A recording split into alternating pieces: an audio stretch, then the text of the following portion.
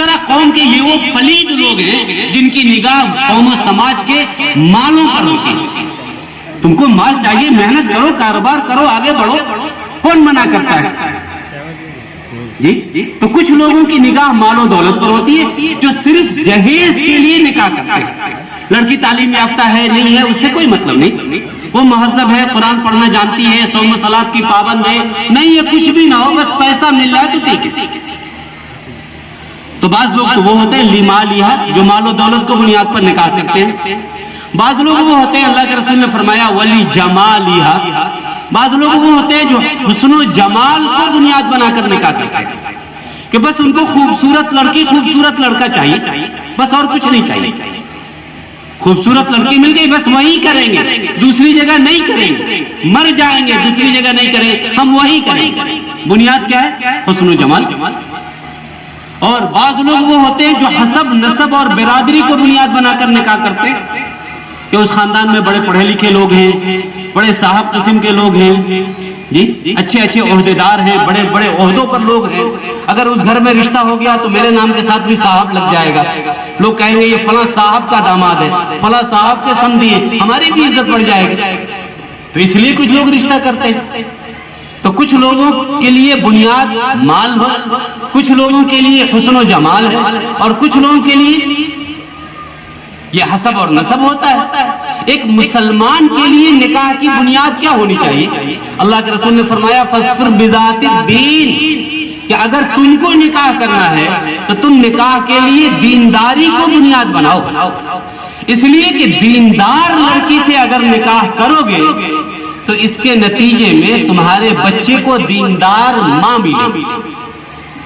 یہ بہت بڑا مسئلہ، یہ تعلیمی بیداری اور فلاح اور ہماری ذمہ داری، یہ سارا کچھ جو کرنے کی ضرورت پڑ رہی ہے وہ اس لیے کہ ہم اس پہلے حق کو ادا نہیں کرتے.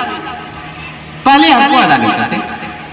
جی آج رشتہ خوبصورتی کی بنیاد پر ہوتا ہے تو بچے کو خوبصورت ماں مل جا رہی ہے، دینداری کی بنیاد پر نہیں، اس لیے دینداری ماں نہیں مل پا رہی ہے.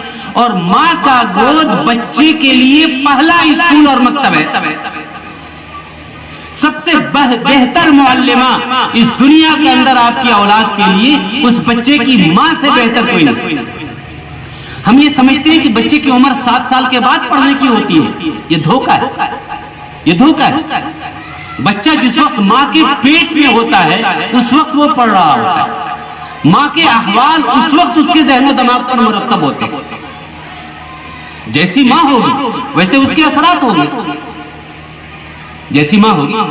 تاریخ بھری پڑی ہے ان واقعات سے، اگر میں بیان کروں تو بات ذرا دوسری طرف چلی جائے گی، ورنہ تاریخ نے دیکھا ہے.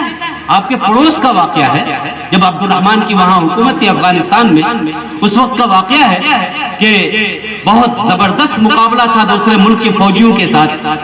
بادشاہ نے اپنے بیٹے کو وہاں بھیجا کہ جاؤ تم مقابلہ کرو. کمانڈر ان چیف اپنے بیٹے کو بنایا اور بھیجا عبد الرحمن نے کہ تم جاؤ مقابلہ کرو.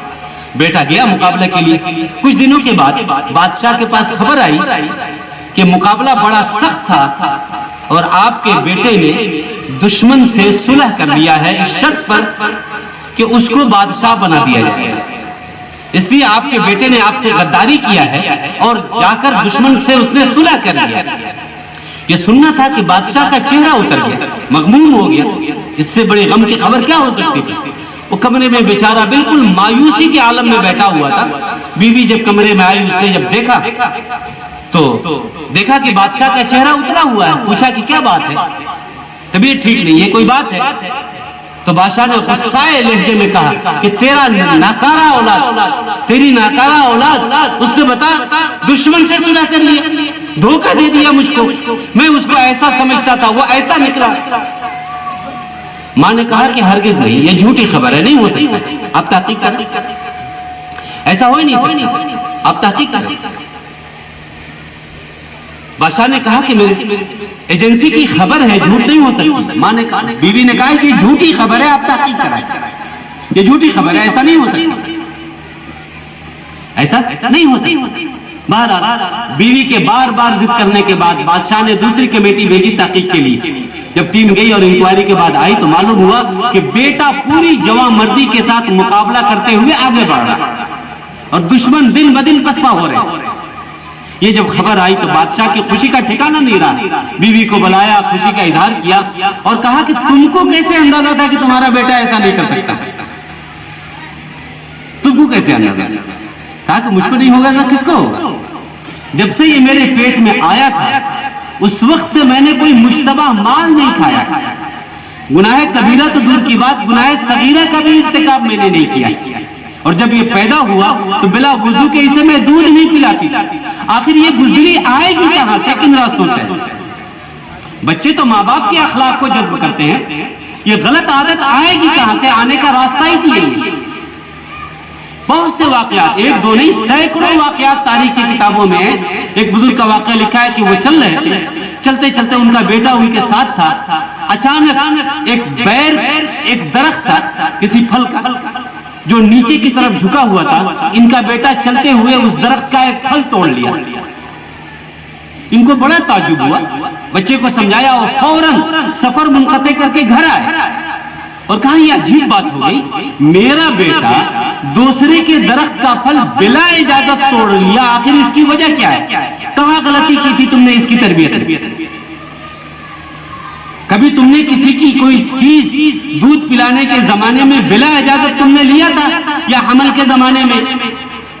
بیوی نے بہت غور کیا اور کہا کہ ہاں, ایک مرتبہ میں چھت پہ ٹہل رہی تھی, ایک بیر کا درخت تھا, وہ ادھر لٹکا ہوا تھا تو میں نے ایک بیر توڑ کے کھا لیا تھا. کہا یہ اس کا اثر, یہ اس کا اثر, یہ اس کا اثر ہے کہ تمہارا بیٹا بے اجازت دوسرے کا سامان لے رہا ہے. اگر تو نہیں کرتی تو یہ نہیں کرتا. یہ اثر کب کا ہے؟ جبکہ وہ پیٹ کے اندر تھا, اس وقت کیا اثر آیا؟ ایک بزرگ کے پاس ایک آدمی اپنے بچے کو لے کے آیا جس کی عمر 3.5 سال تھی اور کہا کہ حضرت میں چاہتا ہوں کہ اپنے بچے کی بہترین تربیت کروں, اپنے بچے کی بہترین تربیت کروں, ایک اچھا انسان بناؤں. ابھی چونکہ 3 سال کا ہے تو مجھ کو بتائیے کہ میں تربیت کے لیے کون سا اصول اختیار کروں تاکہ ابھی سے میں اس پر عمل کرنا شروع کر دوں. بزرگ نے پوچھا کہ اس کی عمر کیا ہے؟ کہا 3 سال. کہا کہ آپ 5 سال لیٹ ہو گئے, آپ 5 سال لیٹ ہو گئے, آپ کو یہ مسئلہ 5 سال پہلے پوچھنا چاہیے تھا.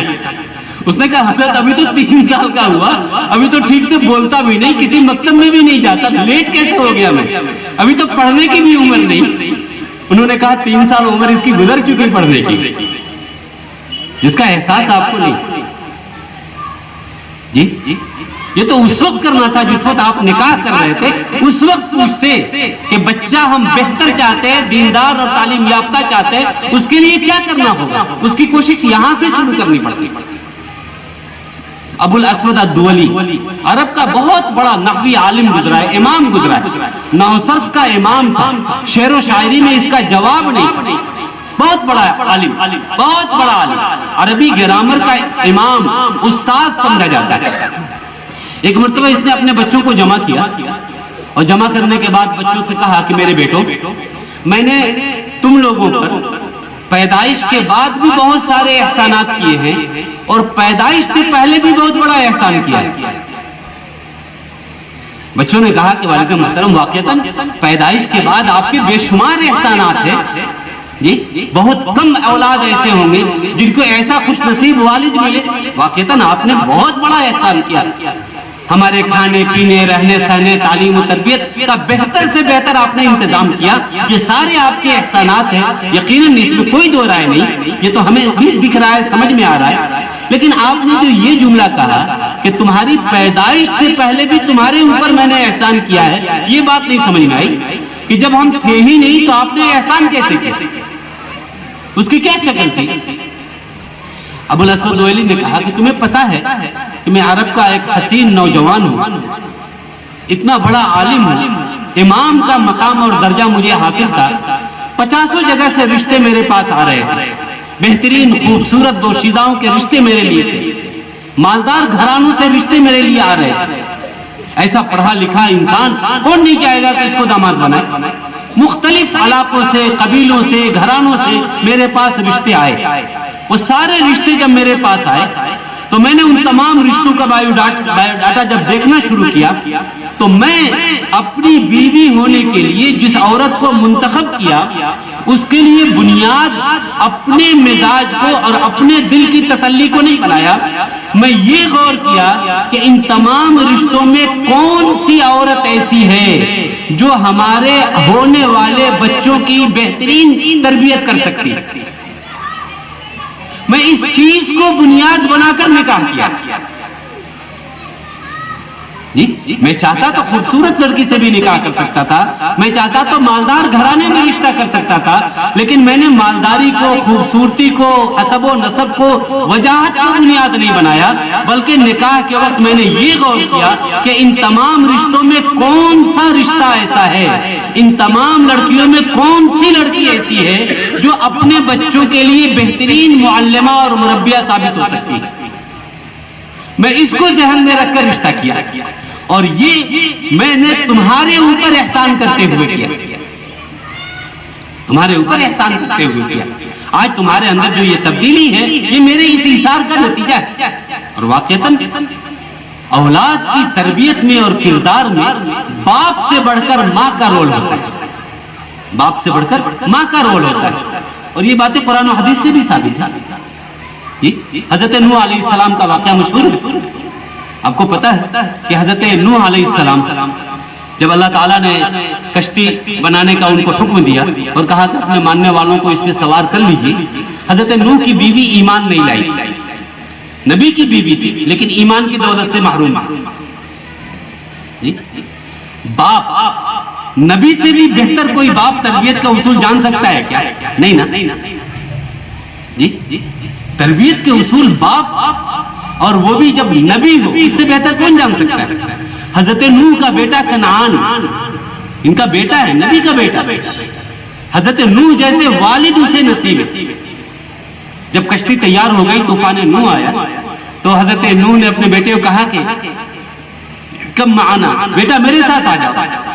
بیٹے نے انکار کر دیا کہ نہیں، میں نہیں آتا آپ کے ساتھ، ساوی الی جبل یعصمنی من الماء، پہاڑ پہ چڑھ جاؤں گا، وہ بچا لے گا۔ حضرت نوح سمجھا رہے ہیں لا عاصم اليوم من امر اللہ الا من رحم، بیٹا آج کوئی نہیں بچا سکتا سوائے اس شخص کے جس پر اللہ رحم کرے، وہی بچے گا، آج کوئی بچنے والا نہیں۔ باپ نبی ہے، بیٹے کو بلا رہا ہے، لیکن بیٹا باپ کی نہیں۔ جو ماں کافرہ تھی وہ بیٹے کو اپنی طرف بلا رہی تھی، بیٹا باپ کو چھوڑ کر ماں کی طرف چلا گیا۔ یہ ہوتا ہے ماں کا اثر بچوں کی زندگی پر، کہ بچے ماں